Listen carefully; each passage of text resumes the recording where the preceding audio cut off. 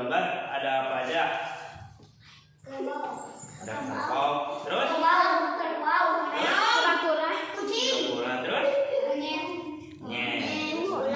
Kira-kira dari cerita ini apa yang diceritakan dari judul ini? Kira-kira yang cerdik hewan apa? Yo, yang cerdik biasanya hewan apa? Nanti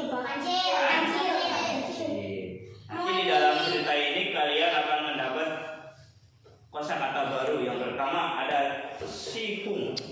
Tahu ada sihung nggak? Taring. Terus pohon terep, yaitu pohon benda. Baik, Guru akan membacakan cerita yang berjudul Kalah oleh si Cerdik. Ceritanya dituliskan oleh Atisa. Baik, ya. Kalah oleh si cerdik. Di sebuah hutan ada sumber air yang tidak pernah kering. Airnya jernih dan mengalir ke sebuah telaga. Semua binatang yang menjadi warga di hutan itu minum dari sumber air yang sama. Setiap golongan binatang sudah mempunyai jadwal dan tidak tertulis untuk bergiliran minum. Pada saat itu kebetulan musim kemarau. Musim apa? Kemarau. Semua binatang merasa sangat haus, tetapi tidak ada yang berani minum di luar jadwalnya. Semua binatang taat pada aturan. Pada suatu pagi yang cerah, banyak binatang menuju sumber air. Sampainya di pinggir telaga, mereka tidak mau turun. Airnya keruh karena digunakan untuk berkubang oleh hewan seekor badak. Yang berkubang biasanya apa? Monyet atau badak? Badak. Kemudian lihat badaknya lagi berenang. Airnya keruh. Terus binatang-binatang itu mengelilingi telaga. Mereka memperhatikan tingkah laku sang badak. Tidak satupun yang berani menegurnya. Mereka takut karena badak badannya besar dan mempunyai apa? Di pihak lain, badak merasa bangga menjadi pusat perhatian dan tontonan. Dia tidak peduli pada binatang rasa haus. Kemudian pada hari berikutnya, badak masih berada di telaga. Binatang-binatang lain sudah tak tahan lagi ingin minum. Mereka bermusyawarah mencari jalan keluar supaya badak pergi dari telaga. Teman-teman, bagaimana jalan keluarnya? Tanya harimau. Terus, babi hutan, kamu kan punya sihung. Nah, tadi apa sihung? Taring. Coba digunakan atas kerbau. Bukan aku tak mau, tapi sihungku tidak akan kuat menembus kulit badak. Nanti kulit badak keras. Kemudian bisa-bisa sihungku rontok, jawab babi hutan sambil melihat ke kepala. Dan hewan yang lagi pada berjalan.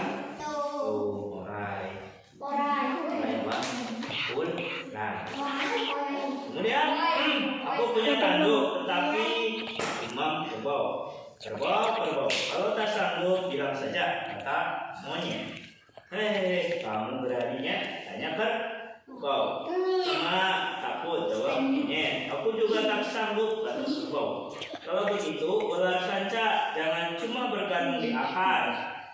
Cepat cari cara untuk mengalahkannya, kata burung. Aduh, aku minta maaf, aku tak sanggup. Dia begitu besar, tubuhku tak akan bisa menggalaknya, kata ular sanca. Suasana menjadi sepi sebab tidak ada lagi yang berani melawan sang badak. Mereka hanya bisa saling memandang. Tiba-tiba harimau berkata, jika kita tidak sanggup, kita minta tolong pada sang kancil saja. Walaupun badannya kecil, otaknya pintar. Setuju? Setuju. Oh, jawab binatang yang lain serempak. Bagaimana kancil? Tanya harimau sambil melihat kancil. Loh, kalian ini bagaimana? tidak punya malu. Aku ini tak punya kemampuan dan tak punya kekuatan apa-apa, jawab kancil. Jangan pura-pura kancil, kami percaya kamu bisa mengalahkan badak, kata banteng. Ya Cil, kamu percaya, keluarkan kepintaranmu, kata binatang yang lain. Baiklah, akan coba asal kalian percaya, kata Kancil. Kemudian kami percaya, jawab binatang yang berkumpul itu berpikir keras, yang mencari cara yang tepat untuk mengalahkan badak yang mandir. Mondar mandir, tiba-tiba ia tersenyum sendirian. Ketika melihat Kancil tersenyum, binatang yang lain ikut senang. Itu pertanda Kancil akan mendapatkan ide untuk mengalahkan si badak. Lalu kemudian si Kancil mendekati badak sambil berkata, "Selamat siang Tuan yang sangat kami hormati, yang megah perkasa, yang tidak ada bandingannya. Hamba memberanikan diri mengganggu kegiatan Tuan karena ada kabar penting yang perlu hamba sampaikan," kata Kancil dengan kata-kata yang lembut dan sopan. Badak pun segera bangun. Ketika mendengar ada binatang lain memujinya, ia merasa tersanjung. Ia bangkit kembali berkata, "Kabar penting Kancil, cepat bicara, aku ingin mendengarnya," kata badak sambil tersenyum. Kancil mendekat ke arah badak. Ia berpura-pura ingin menyampaikan sesuatu secara rahasia. "Hamba kasihan sama Tuan, badannya besar berkubang di selokan kecil. Ulahnya sebesar tempurung, tidak pantas Tuan. Oh iya, ada makhluk yang berkhianat kepada Tuan. Jalan airnya ditutup supaya tidak mengalir. Sayang, makhluk itu tidak kelihatan oleh mata kita. Kalau itu gaib," kata Kancil. "Apa? Ada yang jahil? Siapa? Di mana?" tanya badak dengan emosi. "Tenang Tuan, tenang," jawab Kancil. Suara badak yang menggelegar membuat Kancil terkejut dan gemetar. Karena badaknya besar, Kancil kecil. Kancil mencari jalan bagaimana agar badak bisa secepatnya dikalahkan. Gambarnya. Kancil lagi berbisik kepada badak, ya. "Tuan, makhluk gaib itu berada di dalam pohon terep," kata Kancil sambil menunjuk sebatang pohon di depan badak. Tadi pohon apa? Terep. Yang benar, tanya badak.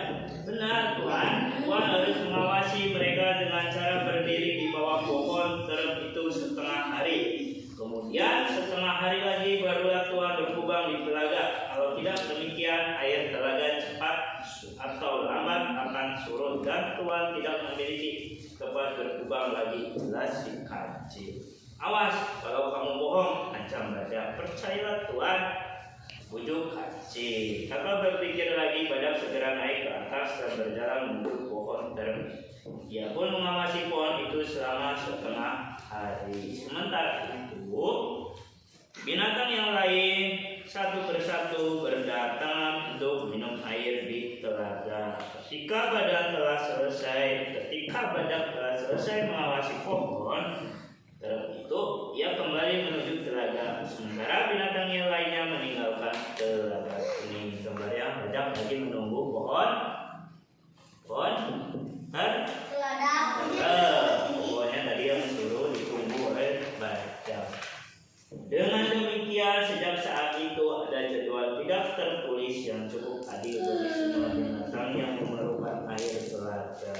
Akhirnya mereka mengucapkan terima kasih kepada sang Kancil yang cerdik itu. Berkat kecerdikannya lah masalah di lingkungan mereka dapat diatasi.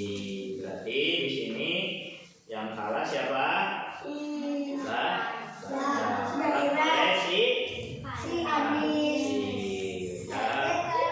Dan itu cerita yang aku sampaikan.